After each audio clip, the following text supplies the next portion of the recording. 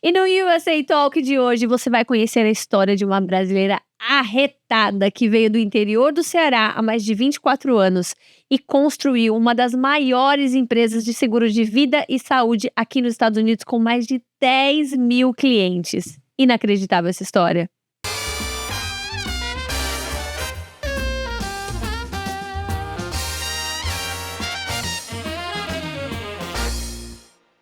Bem-vinda, Verônica Braga! Bem-vinda, Verônica. Obrigada! Essa entrevista vai ser maravilhosa! Obrigada, seu tempo... a gente sabe como é seu tempo, é difícil. Com mais de 10 mil clientes, fofinho, tu já imaginou?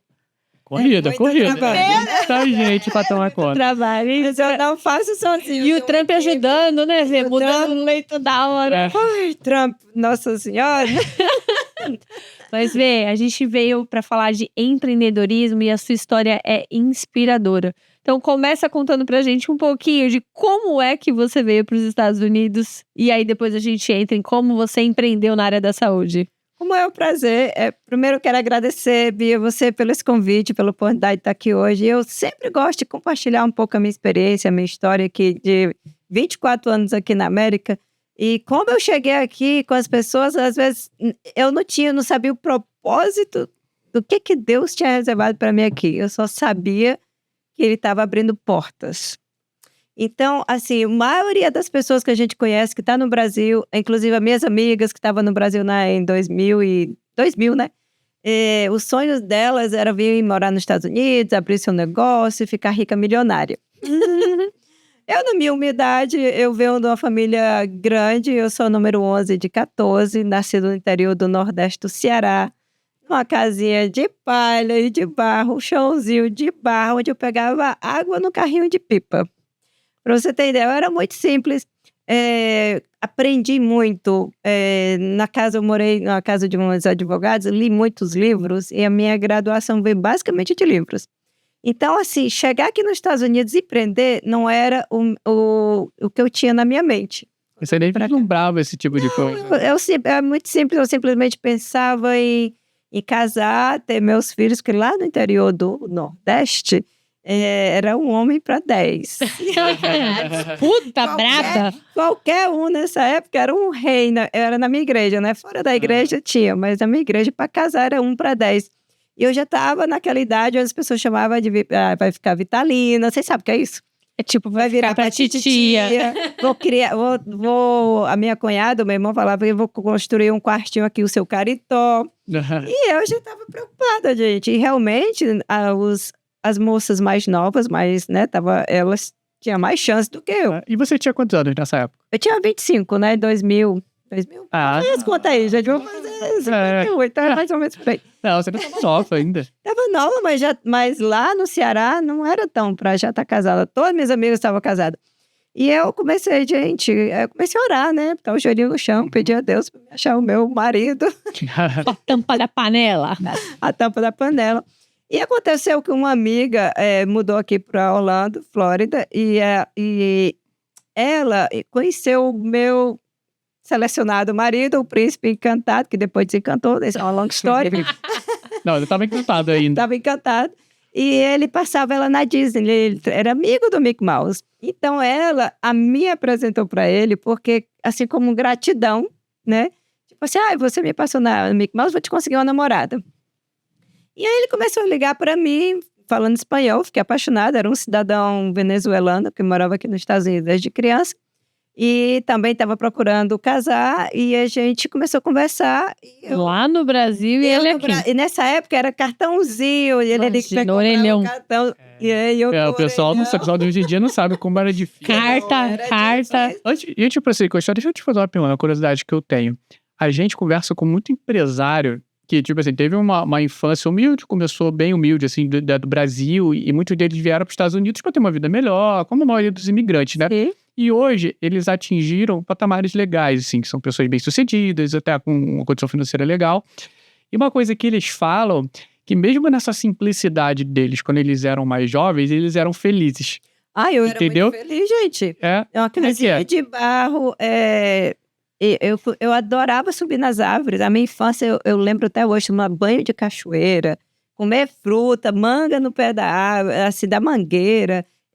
Nossa, eu era feliz. Na minha simplicidade, na nossa simplicidade, de comer o arroz e com feijão, mas a minha boneca era bonequinha de cabelo de milho, sabe? Aquelas Sim.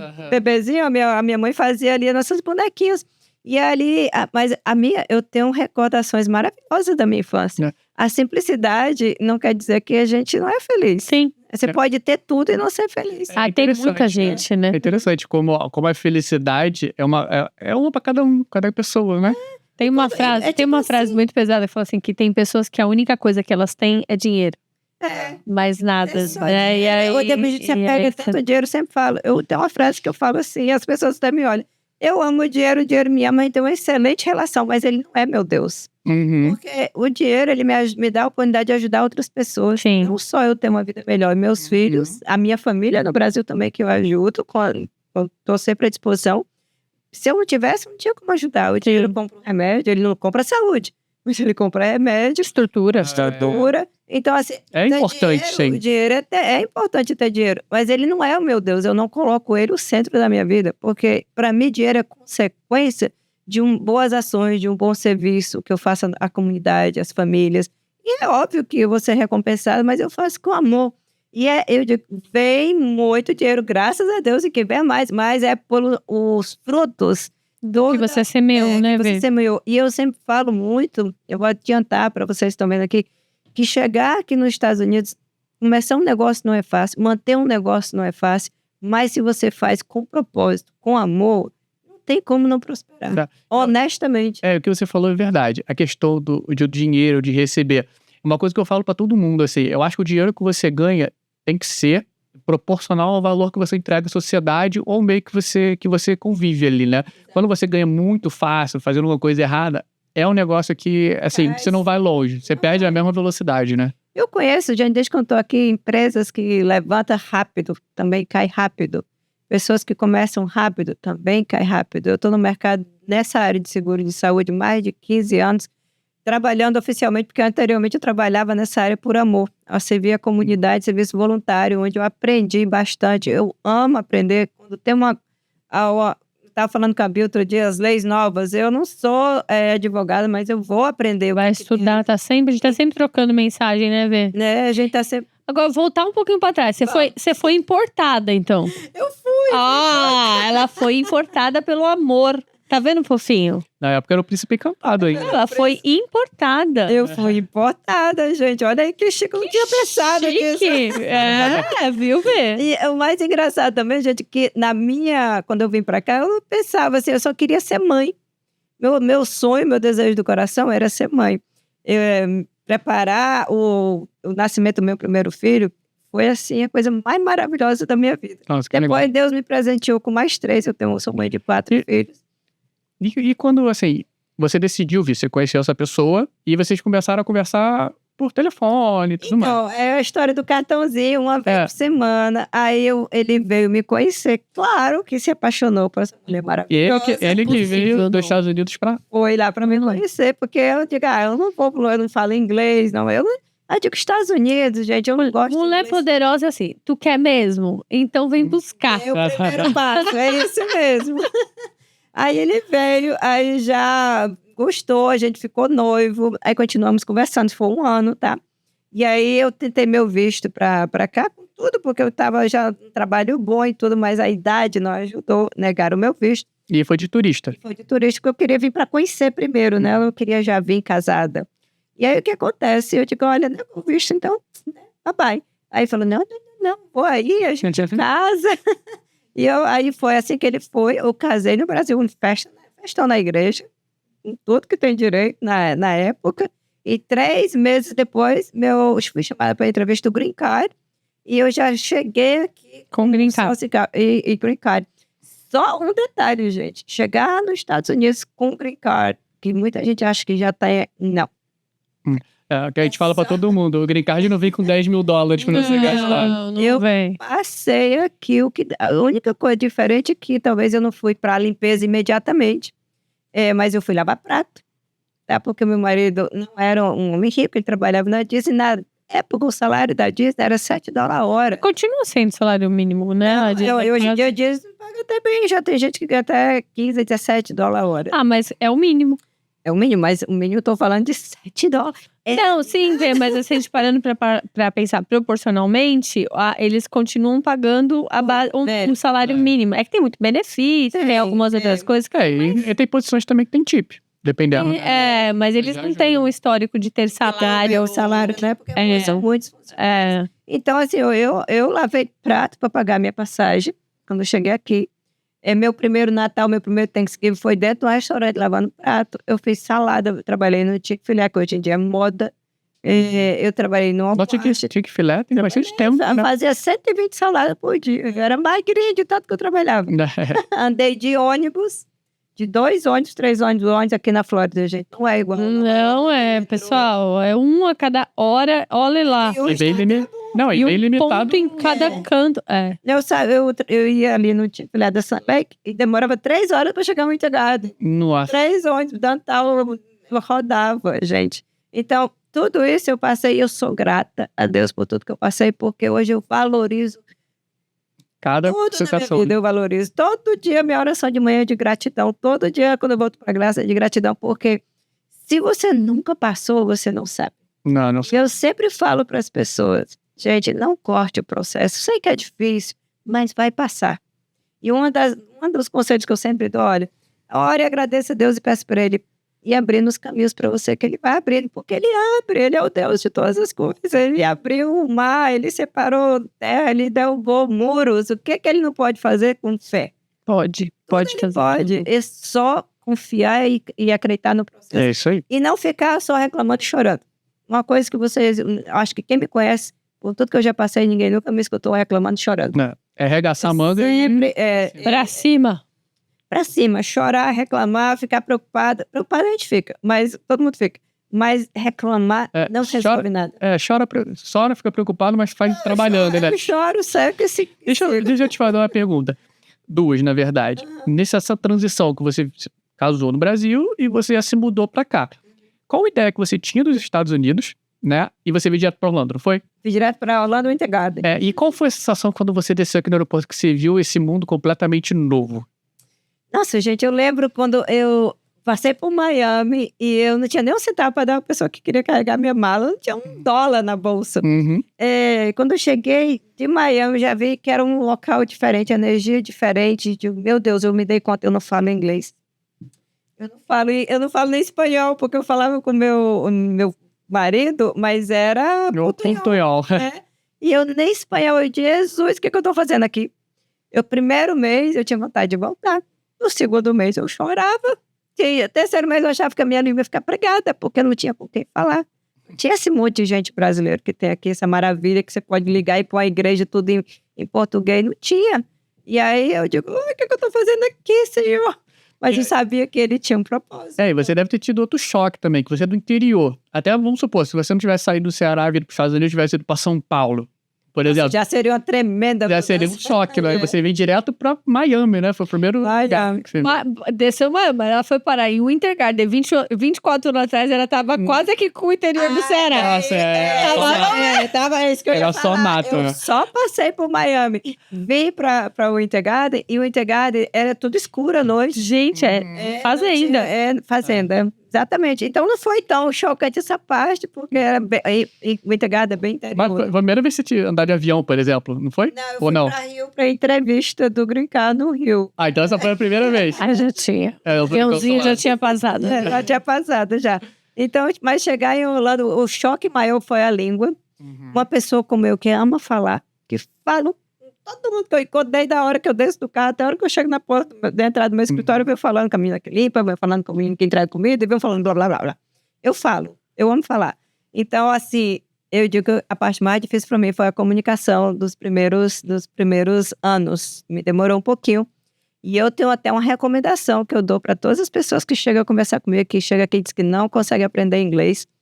Eu falo inglês, gente, tem um sotaque, não vou negar, nordestina, com aquele sotaque bem pesado. Todo mundo, quando eu falo, sabe que eu não nasci aqui, porque eu tenho um sotaque. E tudo bem. Falo com mau orgulho, não tenho. Não gostou, meu filho, sorry. Sorry.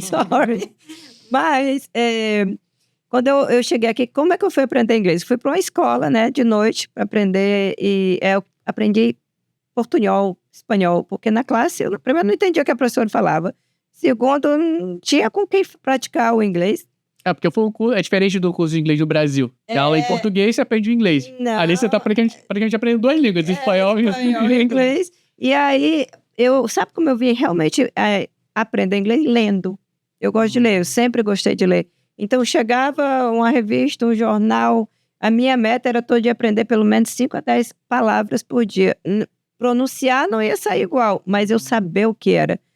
Cup, glasses, enfim, coisas que eu tava na minha mão e eu, how you call this? E eu começava a perguntar e eu ia aprendendo. Todo dia eu tinha que aprender uma palavra.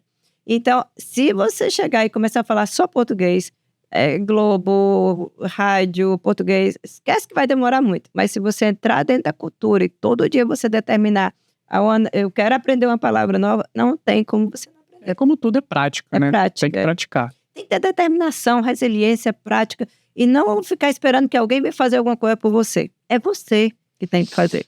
É você. Principalmente aqui, que a gente não tem família, né? Tipo, geralmente... Não tinha ninguém. Era eu, Deus e meu marido trabalhava de noite e de manhã. Eu quase não via. Vê. Consegui fazer 4 filhos, gente. E você... É verdade, né? Eficiência. Rapaz, Prática. o schedule era bem montado. Aqui é assim, gente. Aqui acontece muito que casais, às vezes, chegam aqui e passam por dificuldade. Eu converso muito com as famílias, que às vezes me dói, às vezes uma família linda, ele se divorcia porque o marido trabalha 2, 3 trabalhos para manter a casa, a esposa cuida dos filhos, ou a esposa trabalha em um e ele em outro, porque não dá para manter só com o salário aqui da Flórida, e acontece esse distanciamento dos casais. Então, assim, uma sempre coisa que eu recomendo, gente, mantenha um dia da família, mantenha o dia para vocês não perderem essa intimidade, o amor, porque a vida aqui na América acontece muito rápido. Mas se o dia é 7 horas, quando eu vejo já é 7 da noite, quando eu vejo já é de manhã de novo, e um dia, quando você vê, o mês acabou. Isso que você falou é verdade. Se você não cuidar, não tiver esse apreço, você desconecta total. Tem que ser consciente disso, não achar, porque também outra coisa, a gente entra no ciclo de trabalhar, e trabalha. Quando você vê, o ano passou, você não tirou férias, você continua no mesmo trabalho, corre. É alguma coisa aqui no clima da América, vocês concordam comigo? Sim. Que a gente entra nesse... Mas é como funciona a economia também, eu acho. É acelerado mesmo. Acelerado. Todo mundo é acelerado. Esse negócio de receber por hora, eu acho que tudo a gente calcula na hora. Então, você fala, hora parada é hora improdutiva, né? Vai entrando isso na sua cabeça.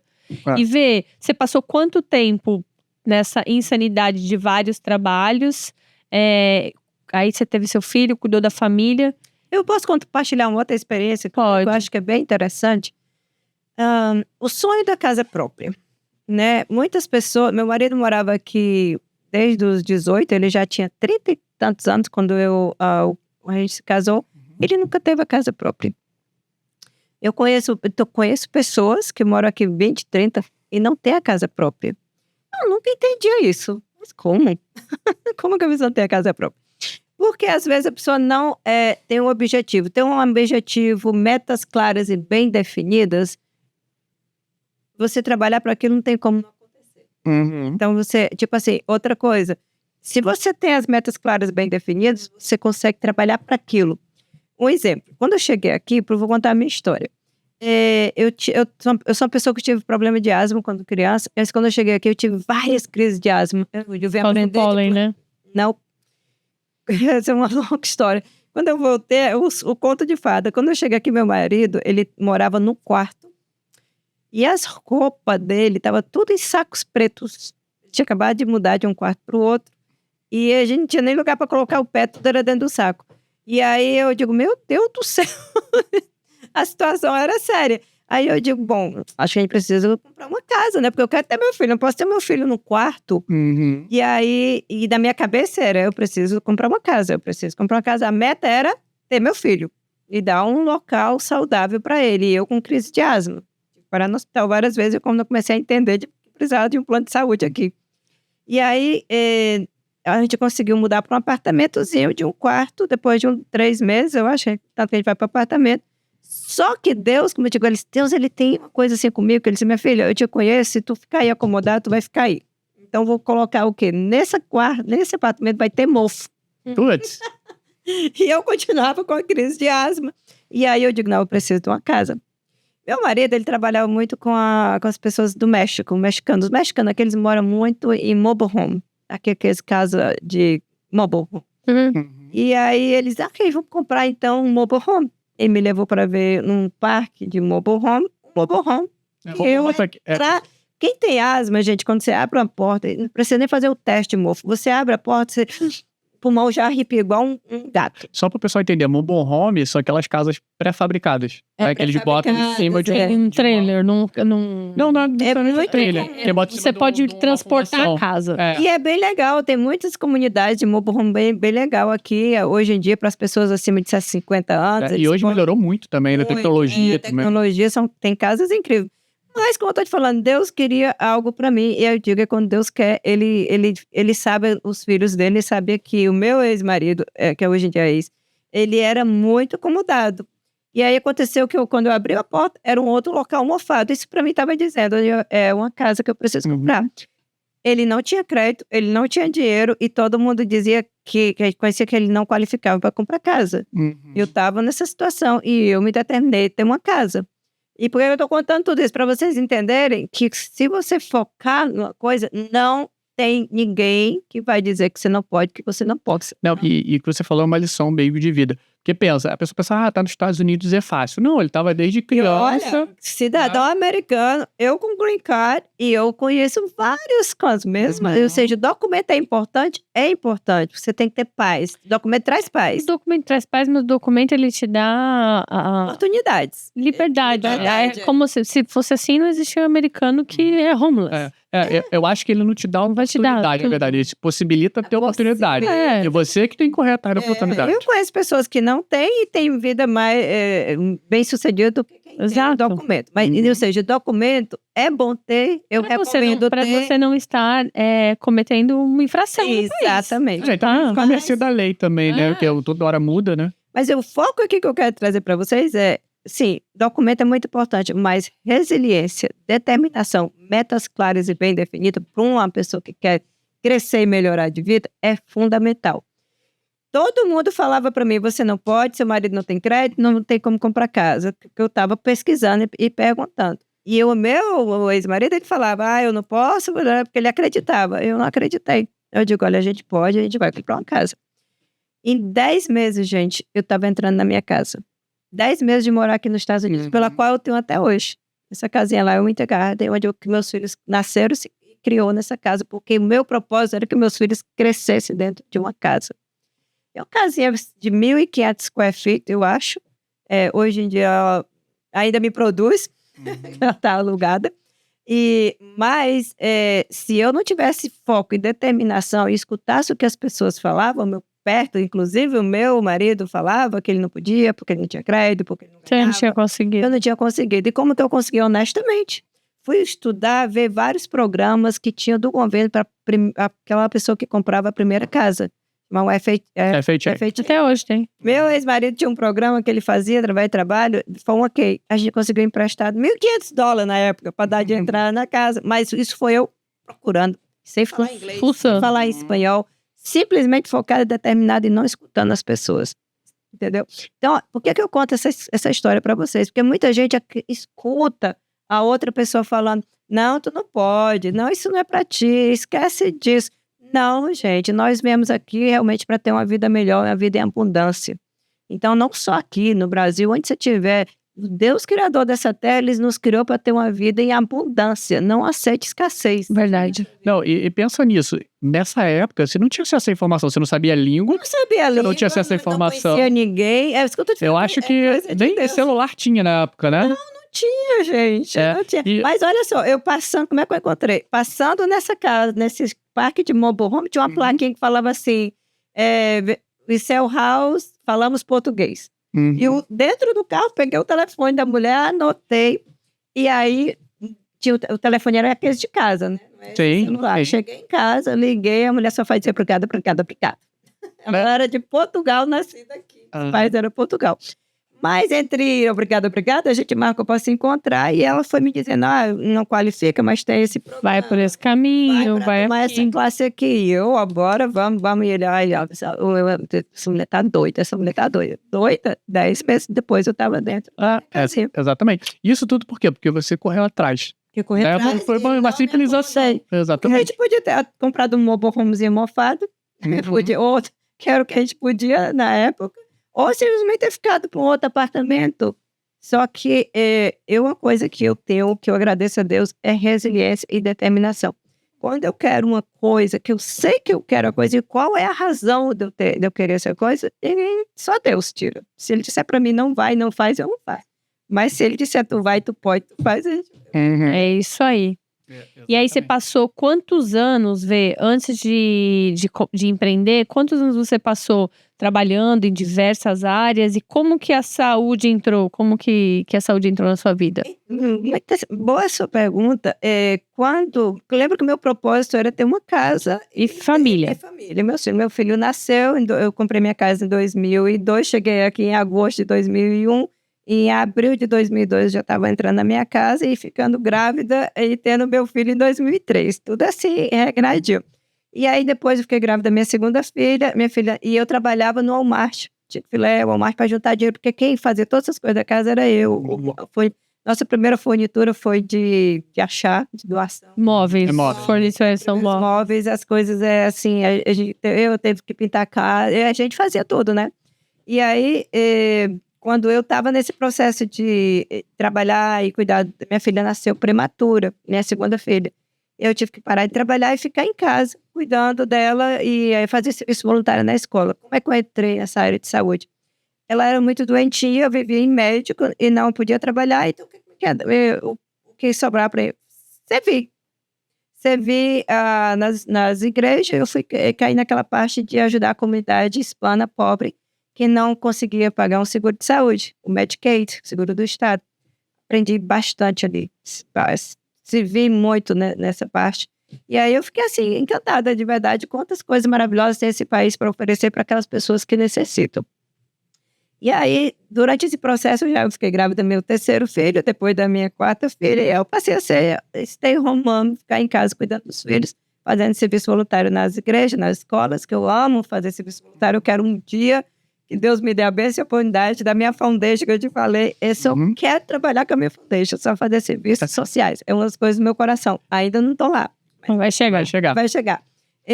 Chegando nessa parte, né, depois de ter meus 4 filhos, e a gente dá aquela de pegar caixinha de comida nas igrejas para ajudar a alimentar.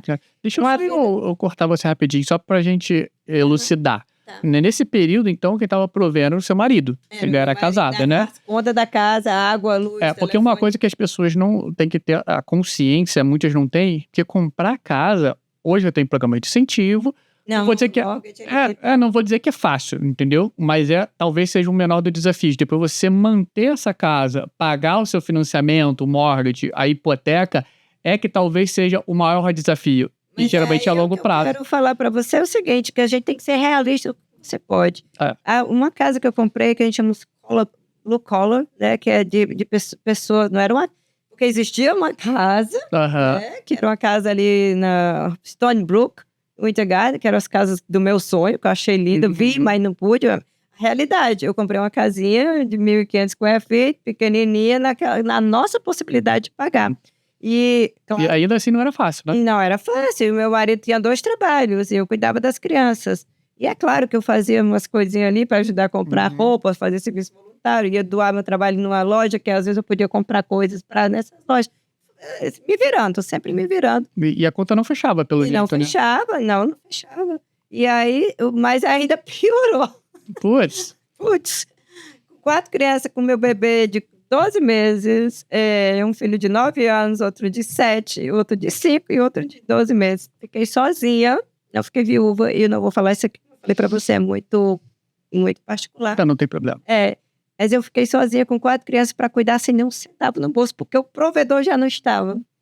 E aí uma amiga veio e me colocou gasolina no meu carro, pelo qual eu sou muito grata a ela, Christine Walls, uma amiga americana que trabalhou comigo no Walmart.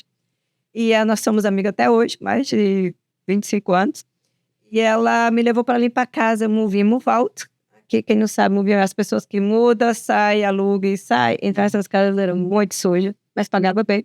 E eu fui limpar a casa para manter minha casa, senão eu ia perder, como foi todo o sacrifício que eu fiz para ter aquela casa. Ah, Se eu não fosse limpar a casa, eu limpava 2, 3 casas por dia para poder manter o mortgage da minha casa, manter meus filhos dentro dessa casinha. E muita gente ligava para saber, né? Porque não sabia o que tinha acontecido. Ah, você está vendendo a casa? Você está alugando o quarto? Você tive que alugar quarto para ajudar a manter a casa. E fiquei assim um tempo, até que... e eu continuava ajudando as comunidades na parte de seguro. Até que um dia... por estar sozinha nesse país, sem família, porque eu tenho amigas, mas cada diferente. pessoa no seu mundo. E, um dia eu sofri muito de ansiedade, pânico, ataque, quem sabe isso é horrível. E uma das coisas que me deu muita paz foi uma pessoa me oferecer um seguro de vida. E o seguro de saúde eu fazia, mas eu não ganhava, eu fazia para ajudar. Só que quando ele me falou, se você estudar, tirar a licença, era $20, gente. Eu pensava que era caro. $20, uma pólice de $100 mil, que se eu chegasse a morrer, que meu medo era morrer, E as e as crianças ficassem sem nenhuma assistência, sem dinheiro, quem ia querer 4 crianças sem nada? Eu digo, se eu morrer, minha amiga tem $5 para ajudar a manter meus filhos. porque nesse momento, eu consigo imaginar, além de você ter os 4 filhos, que tipo assim, se você só ser do lar, não tivesse alguém trabalhando para cuidar, seria difícil. Você teria que sustentar a casa. E aonde fica não só o seu emocional e a sua saúde, né? Emocional, essa época estava assim, detonada. Eu olho pra trás, eu digo, Deus, como tu é maravilhoso. Graças a Deus, eu tive um momento muito triste, mas nunca passei por depressão. Porque eu sei que muita gente sofre, inclusive a gente acompanha alguns clientes com depressão, mudança de vida, né? De cultura, sofre por esse processo. Então, uma das coisas que eu sempre agradeço a Deus é que eu soube separar o que é tristeza profunda de depressão. Porque a depressão você não consegue nem levantar. Assim, A tristeza você levanta, vai e segue. tristeza é momentânea, né? É forte também, tá? Imagina, imagina. Mas eu acho que eu consigo levantar e seguir. E todo dia eu consegui levantar, seguir, deixava meus filhos na escola às 7 da manhã, before school, pegava às 6, às 7 da noite, pagando before school, tendo que trabalhar, porque agora não era só para manter a casa, mas também Os filhos. babysitter, before school, daycare, todas essas coisas. E nunca faltou, gente. Glória a Deus. Nunca faltou. Mas aí, como é que eu entrei? Eu empreender na área de seguro. Por causa dessas crises, eu entendi a importância de ter um seguro de vida, a paz que trouxe para minha vida.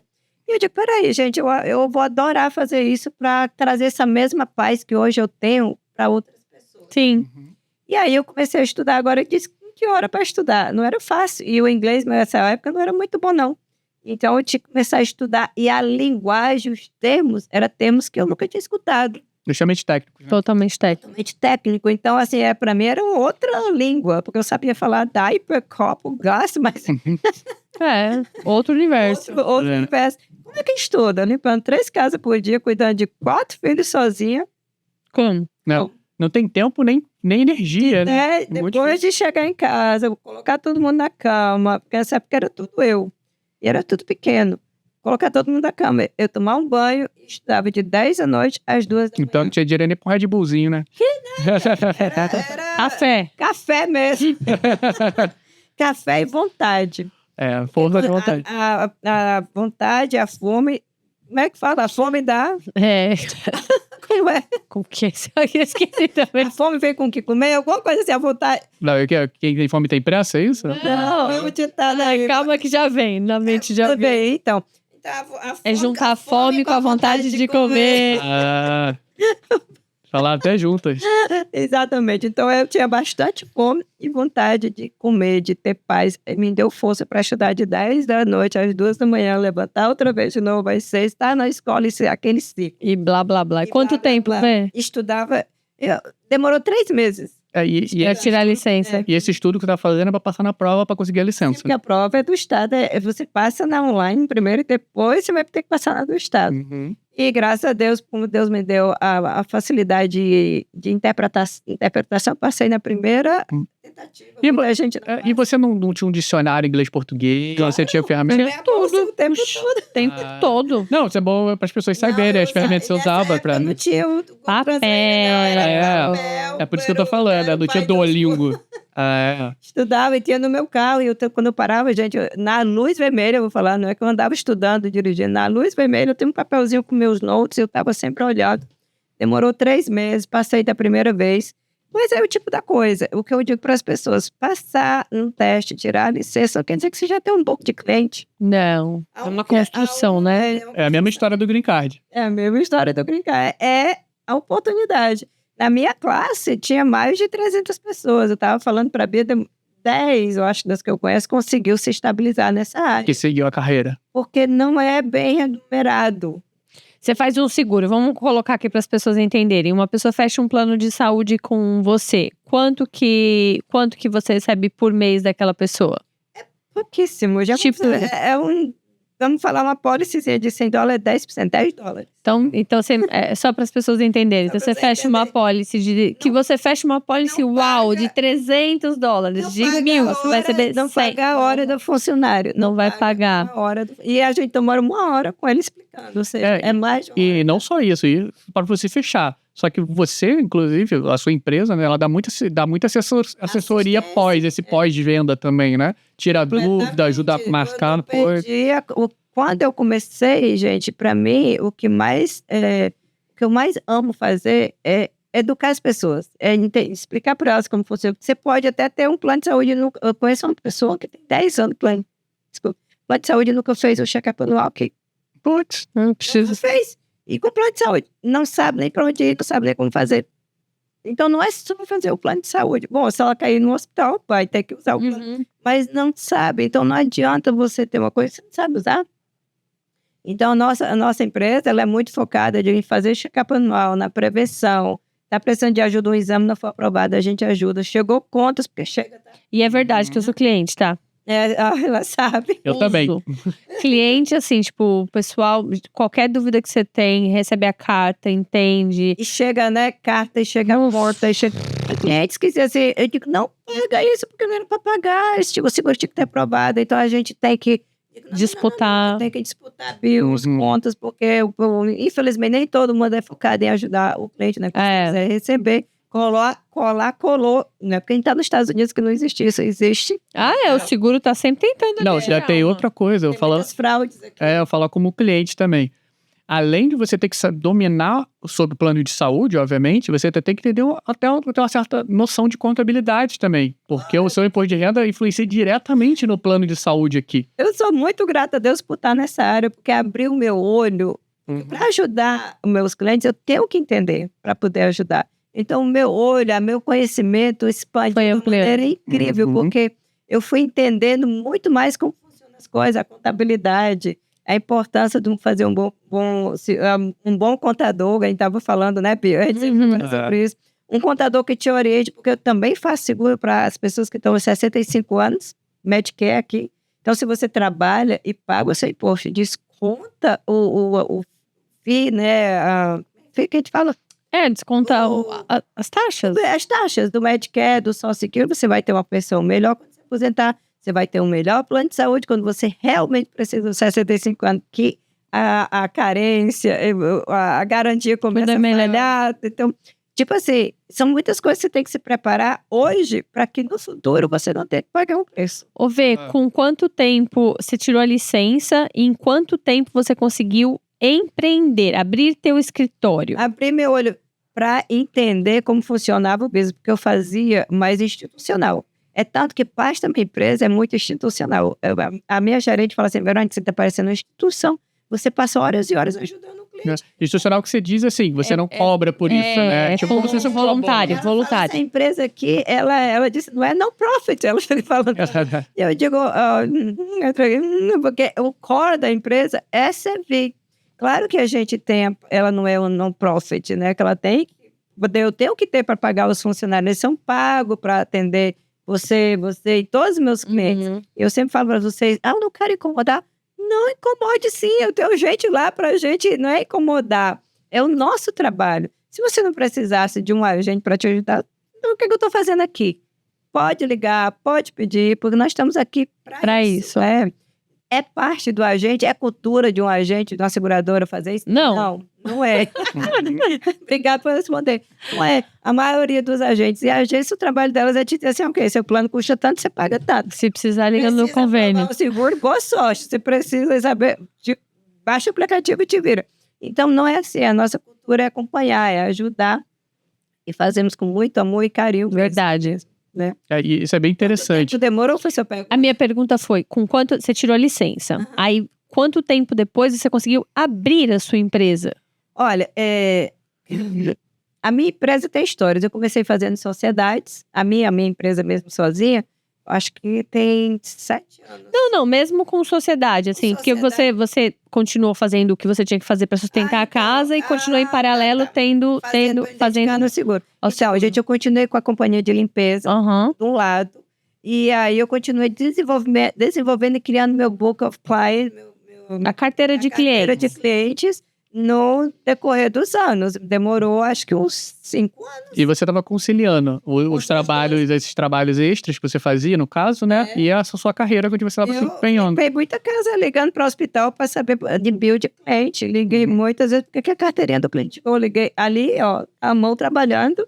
A boca e você não tinha um lugar físico, né? Você fazia atendimento 1 a 1, assim. Não, eu ia de casa em casa, eu comprava leads também para seguro de vida, eu ia a São Cláudio, vocês sabem que é longe. E à noite, eu batia de porta em porta a vender, porque para ajudar nas contas da casa. Então, o seguro de saúde não pagava isso, paga. Então, o seguro de vida me dava mais. Paga mais, né? Mais, então eu comprava leads para o seguro de vida. Seguro de saúde eu fazia durante o dia, na meu coração de ajudar. E o que aconteceu é que quando você dá, você recebe. Então, ajudando, as pessoas me ajudavam, me indicavam, eu dica para uma, dica para outra. No seguro de saúde, você tem que ter um número para poder você viver disso. Não dá para viver de seguro de saúde. Tem uma menina que veio, agora eu tirei minha licença, estou pronta para trabalhar. Eu congratulations, fico feliz com você. Larguei meu trabalho. Eu digo, misericórdia. Não é assim, amiga. Você tem que, pouco a pouco, criar o seu book of clients. Você tem que aprender, não é... As leis mudam o tempo todo, o seguro muda todo ano, você tem que tirar um tempo para aprender. Como é que você vai ajudar os seus clientes se você não sabe? Eu estou aqui te ajudando coisas básicas que você não sabe. E como qualquer negócio ainda vai errar muito, né? Até aprender, né? E para ter a empresa... Você precisa tirar o tempo para ler, para não fazer. Acontece que as pessoas... Tem uma pessoa que tirou a licença de seguro de vida e veio perguntar o que é um termo insurance? Digo, mulher, tu tirou a licença? Esse é o básico do básico, porque... Isso não caiu na prova que ela te responde, né? Gente, seguro de vida é um mundo. Seguro de saúde é de outro planeta. Então, assim, termo insurance é o básico. Eu fico chocada. Como é que essa pessoa tirou a licença? Eu te juro que eu não entendo isso. Foi no all-in. Ela foi lá e chutou. Deve ser isso, mas eu digo, não, o termo insurance é uma das pólices mais econômicas. Foi o primeiro seguro que eu fiz. Dependendo, existe vários tipos, né? Tem aquele que só cobre em caso de morte, aqueles que o banco oferece, que é bem baratinho. Tem aqueles que tem um seguro de vida. Benefício em vida. Tem aqueles que acumula cash value, acumula dinheiro. Tem aqueles que é 7 pay, você paga todo em 7 anos para não pagar nunca mais. Existem vários tipos de seguro de vida. A pessoa perguntar o que é um term insurance? Não. Ô, Vê, e para uma coisa é você ser a pessoa licenciada para vender o seguro. Para você abrir a sua empresa, você precisou de outras licenças? Não, gente, tirar a licença é só é o início do início. Quando você tira a licença, você tem que se certificar com o Estado. Você tem que certificar para vender seguro de saúde com o healthcare.gov, se certificar com cada provider, com cada seguradora. Isso é Isso é você, um agente de seguro autônomo. Um seguro. Vai se certificando, vai se cadastrando. Vai aprendendo para fazer Medicare para os 65 and up, as pessoas de 65 anos que você puser. Ali é trazer de certificação todo ano com uma prova federal que você só tem direito de fazer uma vez. Se não passar, mas a venda durante o ano. E essas certificações que você fala é com cada seguradora. E tudo individual. E cada seguradora tem mais de 500 planos. Então você tem que saber o plano certo para cada cliente, que tipo de remédio ele toma, qual é. É muita coisa para aprender e as pessoas só fazem. E aí mas isso é o seu, qualquer pessoa que quer ser um agente autônomo de seguro, né? Tem que ter tudo isso. Quando você foi abrir a agência, né, o negócio, precisou de mais certificações? Aí você tem que você pegar a licença da sua empresa e aí fazer. As suas certificações servem para a agência. Tá Você certo. tem que abrir a agência. E aí fazer os contratos debaixo da agência. Da agência. Mas a certificação é Da pessoa. física. Uhum. Do responsável. Você tem duas licenças em um. Então é o tipo de negócio que, por exemplo, o investidor não pode ter. Né? Porque tem, por exemplo, aqui até uma clínica médica. Você pode ser dono de uma clínica médica e não ser médico. Então, No seu caso, na sua profissão, não pode porque as licenças são atreladas do dono. Ao dono. Mas ele pode ser sócio, não? Não, acho que Você não. pode ter um sócio. Já me ofereceram sociedade, não tem que ter licença. Tem que ter licença. Todo mundo que tiver no quadro societário da empresa precisa Tem que ter ser licença. licenciado. Ele pode entrar, porque o que pode fazer para um investidor que quer estar nessa área? Já me ofereceram isso, mas eu não acho que é viável. Porque tem tipos de muitos operações que riscos, não pode Tem mesmo. muito risco para aquela pessoa que não é nem licenciada, não entende Uhum. e de estar num negócio. Gente, você vai comprar um salão de cabelo sem você entender nada daquela área? Mas é que às vezes você tem um investidor, por exemplo, a gente tava falando com a Cris montou as franquias, né? Então, por exemplo, você compra uma franquia, você é um investidor e você vai ter a operação, você vai ter os médicos licenciados ali e tal, mas o business permite isso. No seu caso, as licenças da pessoa física são a base da licença da empresa, então não pode. Pode. Uhum. É a base da agência, né? Caramba. É uma das profissões mais regulamentadas que existem, de venda de seguro-vida, saúde, a financial advisor, é muito sério, né? Dedinho no FBI. Dedinho no FBI, porque tem muito money laundering, tem Eu acho que muita lavagem de Tudo que- dinheiro. empresas aí, gente, que vocês aguardem, tá? O povo acho que a gente Vocês sabe. aguardem, porque vai dizendo que vai dolarizar e na realidade estão fazendo uma lavagem de dinheiro. Então, tomem cuidado. E aqui é muito sério. Falou de saúde, de dinheiro, nos Estados Unidos é muito sério. Seguridade, a gente tem que fazer um money laundering exame todo ano, para você saber identificar se aquele cliente está querendo fazer porque tem muita gente que está querendo lavar o dinheiro através de uma pólice. de uma pólice. Tá? Colocar um 7pay, paga tudo, depois tira dinheiro daquela pólice. Você pode tirar o dinheiro de uma pólice para comprar casa, você pode tirar o dinheiro de uma pólice para comprar um carro, você empresta dinheiro. Você se empresta, né? Você se empresta dessa pólice quando cria um cash value. Para criar um cash value, você tem que ter um bom dinheiro. Bom dinheiro. Para ter muito dinheiro aí, com certeza você tem que ter muito dinheiro available para colocar nessa pólice. A pessoa às vezes não declara procedência, né? desse Então, dinheiro. o agente que é realmente preocupado e que, com a sua licença, ele não vai pegar o dinheiro se você não souber da procedência daquele dinheiro, porque você é qualificado para identificar se é um money laundering. Vê, e é por causa dessa quantidade toda de fraudes que tá tendo toda essa revolução no mercado? Preso aqui agora na Flórida, teve um casal. Conta aí, não vi. Viu? Teve um casal vendendo seguros de vida sem ter licença, possivelmente fez alguma parceria com algum agente e começou a vender e se anunciando vendendo seguro de vida, seguro de saúde, sem ter licença. Preso. Mas eles estavam fazendo... Mas eles foram presos e através da licença de quem que eles estavam vendendo? Não sei todos os detalhes, porque aparece Que uma hora vai cair a casa. Mas no caso eles só foram presos porque não usavam licença, né? Não tinha licença. Não só. Mas eu quero dizer assim, não estavam lavando dinheiro, nada. Eles... Não sei. O primeiro pecado, o primeiro crime é você vender uma coisa sem estar licenciado. Aqui você tem que ter licença até para fazer Pra tudo, fazer cílios, você tem que fazer licença e geralmente seguro também, né? E seguro também. Então, não pode, gente. Se você quer trabalhar nessa área, tire sua licença. E com certeza, quem estava assinando as apólices deles também vai rodar. Com certeza. Que alguém tem que assinar, né? Tem que assinar. Voltando à sua história. Né? Você estava lá limpando e estudando.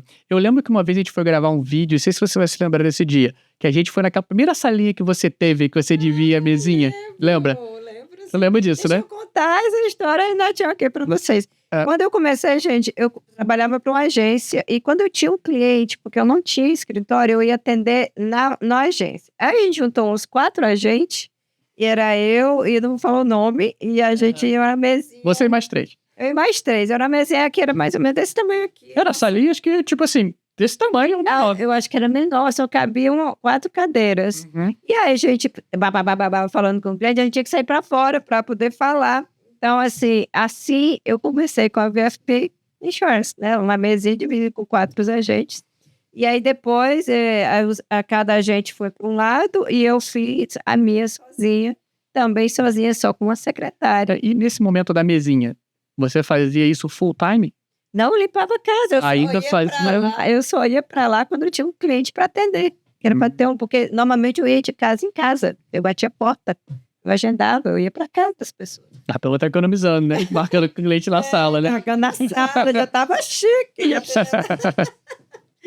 Não cabia nem vocês 4 filhos na sala, né? Meu sonho era ter uma secretária. Uma secretária porque eu fazia a venda, eu fazia o customer service, eu fazia o processo em documentação, acompanhamento de pólice, e eu limpava a casa, e às vezes eu ficava trabalhando até as 2 da manhã, nunca deixei de ficar até as 2, por isso que o meu vício de dormir às 2 da manhã hoje em dia, é esse processo de trabalhar durante o dia, processar. Acostumou o seu organismo, né? Meu organismo. E tá assim, eu sou 360 por hora o tempo todo. E esse período da mesinha durou quanto tempo? Eu acho que a gente ficou ainda uns 2 anos. Isso tudo atendendo e o principal, eu acho que o principal ali é você formar sua carteira de cliente, né? Uma carteira de cliente. E eu, né, como sempre, a samaritana, eu sempre estava atendendo não meus clientes, mas terminava atendendo os clientes das outras meninas também. E porque, para mim, gente, é o que eu quero falar para vocês aqui, na realidade, que eu quero que vocês tenham no coração de vocês.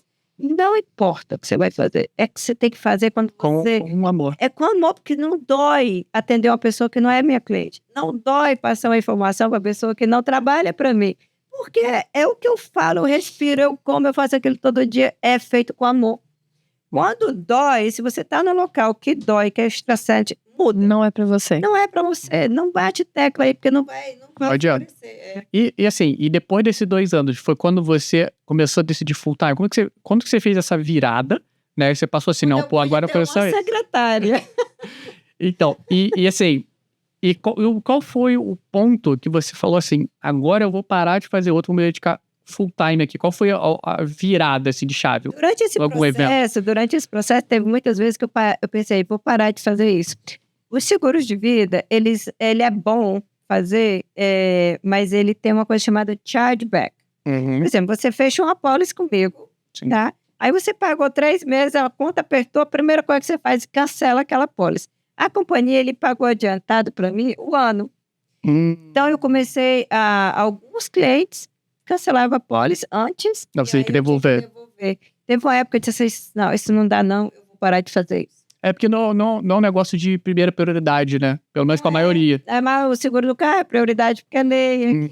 O seguro de vida pode ficar para depois, o que é um erro muito grande, porque cada vez que você cancela, ou a idade muda, o seguro vai aumentando de valor. Eu tenho uma cliente que está comigo por anos, que agora, depois de anos e várias pólices que eu fiz para ela durante esse ano, ela está pedindo agora, eu digo agora, dá para fazer um final expense para você. Ela já tem 65 anos, deixou as pólices cancelar, e agora uma pólice de 100, 200 mil dólares vai ficar caro. E esses cancelamentos também dão um red flag? As companhias começam a procurar outro, começam a achar que aquele cliente não dá um red flag. Fica difícil, os rates da pólice sobem, porque ele vê com aquele cliente, ele não é uma pessoa constante ou organizada financeiramente. Então, o seguro de vida tem que ter bastante. Ele é mais risco. Mais risco para a companhia. Então, não é bom fazer a pólice e cancelar. Acontece, a gente pode fazer uma nova. Realmente, eu procuro até uma outra companhia, porque fica feio com aquela companhia. A gente cancelou, né? Não pode. Então, assim, a gente faz isso. Tu tinha feito a pergunta sobre a transição. Não, eu perguntei, você explicou, quanto tempo você ficou na mesa, eu também já tinha te perguntado isso, o tempo de você realmente abrir seu escritório, aí você falou que abriu você e uma assistente. E aí ali depois um assistente, depois outra, porque eu já podia concentrar mais. Né? E nesse momento você conseguiu ver que você tinha uma carteira de cliente suficiente que dava para você manter e manter o negócio. Manter o negócio, porque eu sou muito, muito organizada com minhas coisas. Primeiro, para me ter uma secretária, eu tinha que saber que eu ia poder pagar ela. Poder pagar. Então, para isso, eu fiz uma conta na minha cabeça. Eu preciso ajudar tantas famílias para poder eu ter suficiente para pagar uma secretária. Quando eu tiver essa quantidade, que eu não lembro agora, Eu tinha mais ou menos uma meta, um planejamento. quando eu atingir essa meta, eu posso ter um assistente. Quando eu tiver um assistente, eu posso trabalhar mais focada, porque eu vou trabalhar mais. Mais entender tempo os para clientes. vender. Aí a minha assistente era mais para me ajudar. Burocracia. Você consegue atender mais gente também, né? Entender mais gente. Aí, quando a gente vai comer, comecei um assistente, depois eu chamei outro, daqui a pouco eu não cabia mais na sala. Eu tive que ir para a sala maior. A salinha cabia 3 pessoas, gente. E assim foi E crescendo. assim foi crescendo. Hoje eu tenho 15 meninas trabalhando. E nesse período, antes de você chegar onde você tá, voltar só um pouquinho, nesse mercado, você estava correndo um risco. Digamos assim, você estava assumindo um risco, que era você não ter que ser funcionária mais, ter aqueles outros serviços, né? E ao mesmo tempo agora você estava, como é que eu vou dizer, empregando outras famílias, talvez muitas outras famílias dependiam daquela renda, né?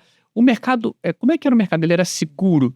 O que eu quero dizer assim, você dentro desse período aí, porque a conta devia fechar bem, provavelmente o primeiro salário bem certinho, né? Existia meses ruins e meses bons, ou o mercado era legal? Assim, era bem regular? Tem meses que é super devagar e que não dá nem para pagar um funcionário. Mas eu sou uma pessoa muito que eu trabalho com metas e números, tá? E eu faço anual, eu não faço mensal. Quando eu começo o ano, eu já tenho que ter minha meta do ano inteiro. E o dinheiro dos meus funcionários é o primeiro. Tá primeiro do que o meu. Muitas vezes eu pago todo mundo e eu fiquei sem nada durante o mês. Mas eu sou preparada para isso. Sim. Não vai me pegar de calça curta, porque eu já planejei o ano. Eu acho que em janeiro eu já tenho quantidade de clientes que eu tenho, eu já sei o quanto que eu vou ter, claro, tirando os que cancelam, os que vão embora, né? Mas eu sempre um rodízio de entrar e... E, falando do lado empresarial, né? O que é um mês ruim no seu business, entendeu? Porque eu entendo que, por exemplo, você tem uma carta de cliente de pessoas que fazem seguro com você, como eu, por exemplo. Você recebe lá uma mixaria ali por todo mês que eu pago, correto ou não? Todo business, gente. A gente não Deixa eu só concluir meu raciocínio. Não é verdade, você ganha um pouquinho, né? Aí vamos supor, se você tem 2.000 clientes ativos hoje, você vai receber pelas 2.000 mensalmente, né? E um mês ruim, o que seria? Dependendo do plano. Sim, mas só para simplificar, para entender o raciocínio aqui. E o que seria um mês ruim? É quando tem muito cancelamento ou quando você para de crescer? Que é quando você para de adquirir novos clientes. O que é um mês ruim para você? Um mês ruim para mim é o seguinte. Como eu estou te falando, não é só o funcionário numa empresa. A gente tem budgets para cada coisa, né? A gente tem um budget para os funcionários, para o marketing, se eu tiver marketing, empresa sem marketing não vive. Com certeza. Gastos da empresa. E tem mês que aquele número ali não bate. Porque você já tem vários outros investimentos ali. Por exemplo, um marketing maior, um evento maior. Né? Então, é isso que eu estou falando. Ou com as mudanças da lei, a gente cancela, a gente vai embora. E aí a gente tem que fazer um marketing mais, investir mais no marketing. Mudar o perfil do cliente. Fazer um trabalho de educação, né? Educação, buscar outros produtos, mais treinamento. Você tem que investir mais. Você tem que estar sempre investindo. Mas tirando a questão dos investimentos, que você precisa, obviamente, para toda empresa crescer, né? Desde espaço, funcionário, capacitação. O que mais impacta na tua receita, tirando essa parte de custos, seria os cancelamentos. Seria os cancelamentos, né, Vê? Os cancelamentos, né? Com certeza. E agora, Vê, quantas mudanças, misericórdia, Deus nos ajude, Senhor. Você já até de um vinhozinho. Podia ter vinho em vez de água. Vez, né? Porque teve, assim, acho que o governo anterior, ele quase que possibilitou uma infinidade de coisas que não tinham como se concluir. A percepção que eu tenho é essa. Todo mundo podia fazer os planos, estava tudo liberado. Não podia, não existia, vou voltar para cá. Mas assim, tudo podia, mas depois não tinha a consequência. Como é que vai declarar isso? Como é que vai ter consequência disso? Ficou faltando amarrar. E esse governo agora falou, não dá. A conta não bate. A conta não bate, a gente vai fechar. Eu sei que são muitas alterações e muitas mudanças, mas quais são as duas mais impactantes que você está vivendo agora dessa mudança dos planos? Olha, mas são tantas as mudanças impactantes. Deixa eu só explicar uma coisa. O governo anterior Na época do Covid, é normal que um país que está em crise, né, na parte da área de saúde, o governo inverta bastante na área da saúde, né, com seguros, um seguro com mais benefícios. Então, no período do Covid, a gente recebeu muita ajuda para as famílias ter o seguro e não ficar em casa com medo de ir para o hospital por causa de conta. Começou o problema aí. O segundo problema, começou o problema entre aspas. O segundo problema é, muita gente aproveitadora viu as portas abertas, a oportunidade para fazer fraude. Então, nos últimos 4 anos, teve muita fraude na hora de se contratar um seguro de saúde. Empresas fazendo plano de saúde para pessoas que já faleceram. Plano de saúde duplicado por família, porque a maior mudança que impacta aqui é quando o IRS... Que é a Receita Federal Americana, se conectou com o healthcare.gov. Esse foi o primeiro impacto que está acontecendo para esse ano. E isso foi agora em 2025? 2025, que não acontecia nos anos anteriores. Por não acontecer isso, o que acontecia? Os 10,95. Que é um relatório que você recebe de acordo com tudo que você pagou, o plano pagou. É um resumão desse ajuda do governo com o que você paga. Exatamente. O 10,95 é um resumão dos benefícios fiscais que você recebeu antecipado no ano anterior, que somente um contador com um sistema de contabilidade pode conciliar esse formulário. Nenhuma seguradora pode ajudar fornecendo o formulário. Que é aquela cartinha que chega. Aquela cartinha que chega em janeiro. Tem que ligar para todo mundo, avisar que chegou. Exato. Que a Bia sabe que o pessoal chega lá sem. Então, como o IRS não se comunicava com o Marketplace, o Healthcare, o que acontecia?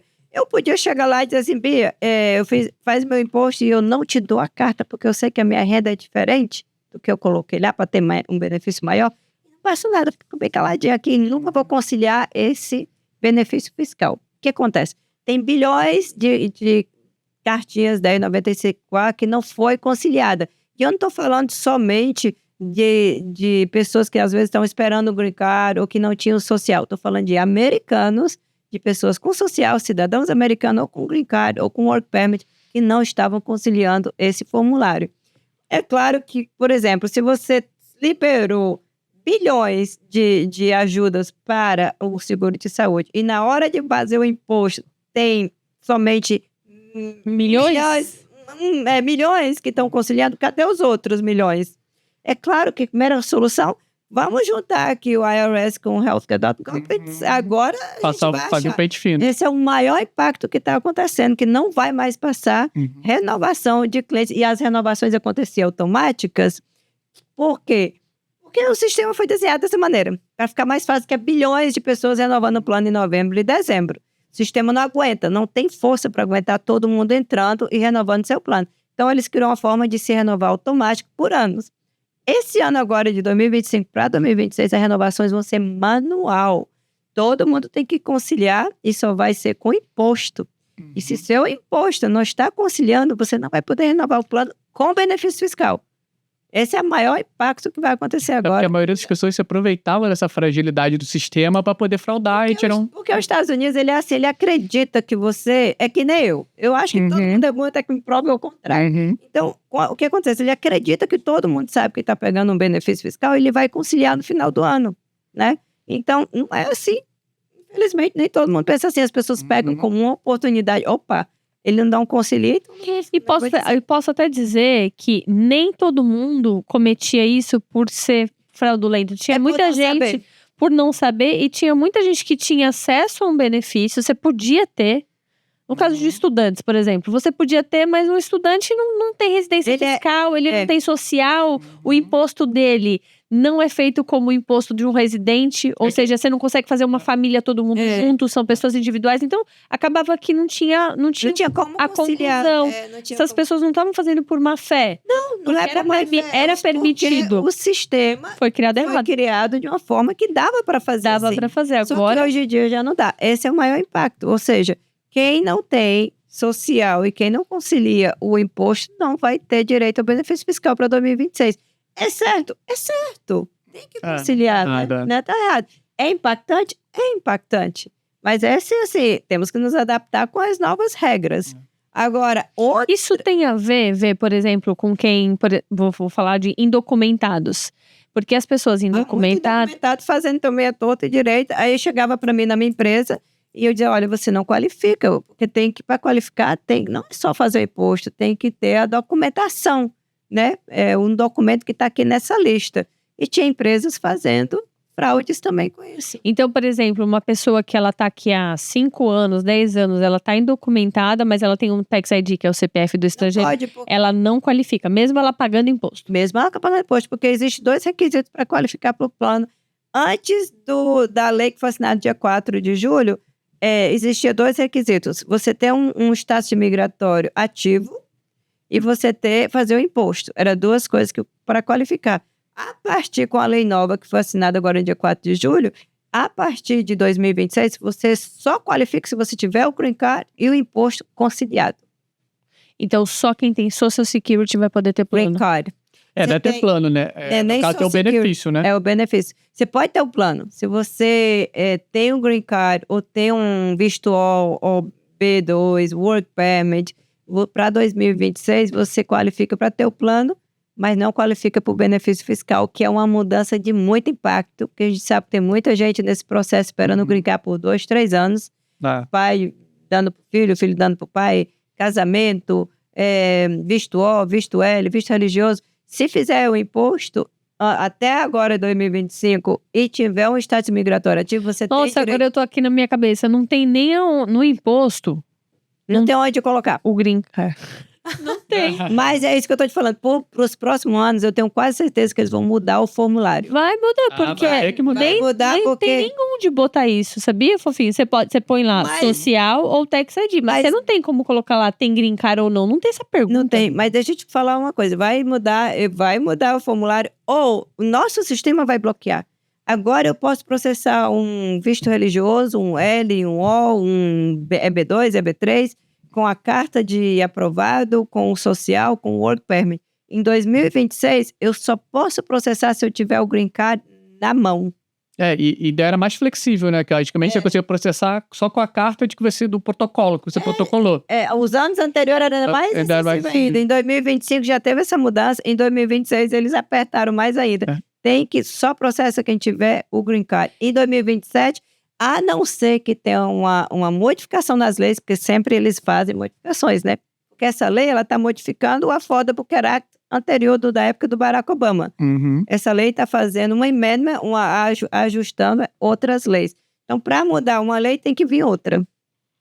E você acredita... Então, assim, as renovações são agora em 25... Vai ser manual, amiga. E aí, essa renovação de 25 já vai ter que estar com o green card. Não, até dezembro, porque o sistema ainda não está preparado para bloquear. Então, as pessoas vão conseguir renovar ainda esse ano. Esse ano, manual, tá? Mas tem que mandar o imposto e tem que mandar os documentos. Vai ser uma loucura lá, Vai ser uma loucura.